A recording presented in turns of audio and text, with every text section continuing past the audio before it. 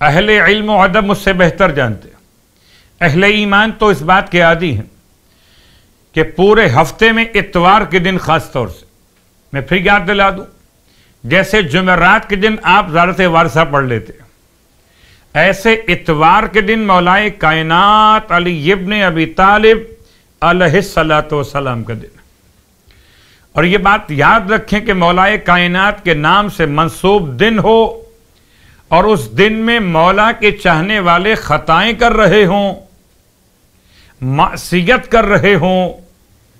یقیناً یہ ناقابل برداشت عمل ہے مولا کے لیے۔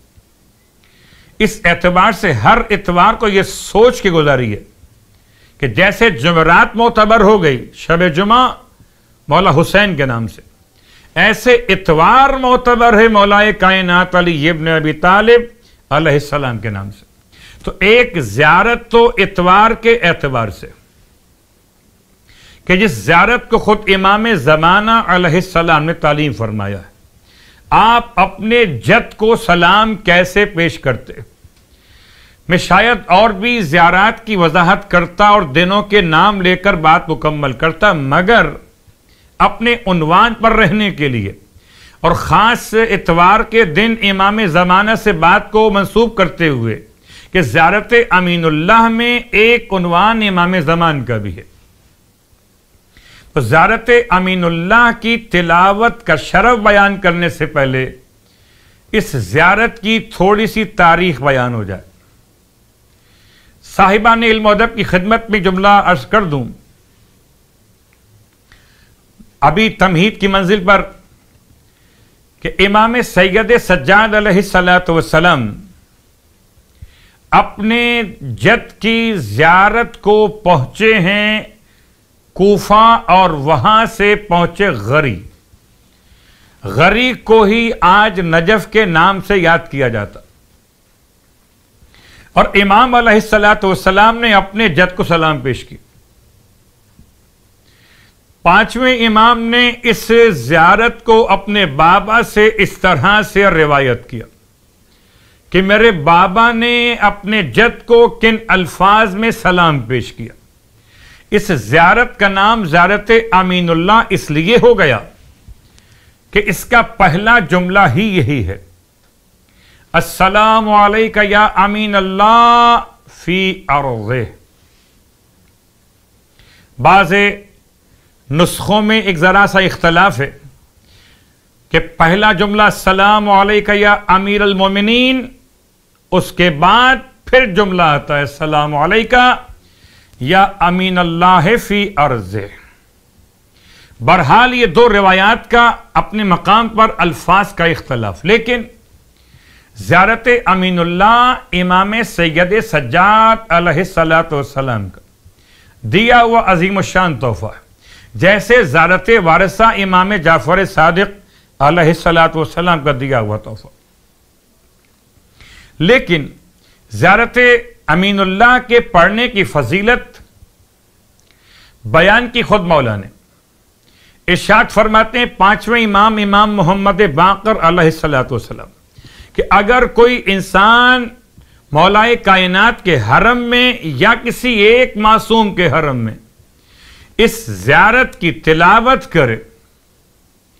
اور تلاوت جب کرے تو خدا اس کے نامہ اعمال میں کیا عطا فرمائے گا؟ ثواب زیارت تو اپنے مقام پر ہے، البتہ خصوصیت کے ساتھ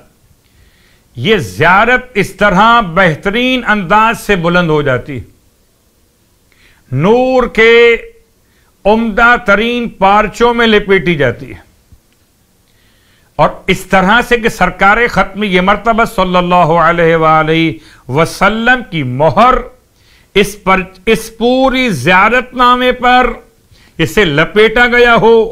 نور کے پارچوں میں، یا سمجھے جیسے آپ قرآن مجید کو غلاف کے اندر رکھتے،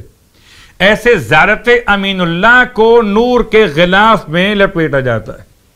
اس پر رسول خدا کی مہر لگائی جاتی، اور وہ زیارت پیش کی جاتی ہے امام زمانہ علیہ السلام کی بارگاہ مقدس میں۔ اور جب انسان زائر خدا کی بارگاہ میں پہنچے گا تو اس کے لیے خدا کی طرف سے یہ تحفہ دیا جائے گا. کیا عمدہ ترین جملے. سلام کرو علی علیہ السلام کو، مہر لگائیں گے ختم یہ مرتبہ صلی اللہ علیہ وآلہ. اول محمد کی مہر ہوگی، آخر محمد کی بارگاہ میں پہنچایا جائے گا.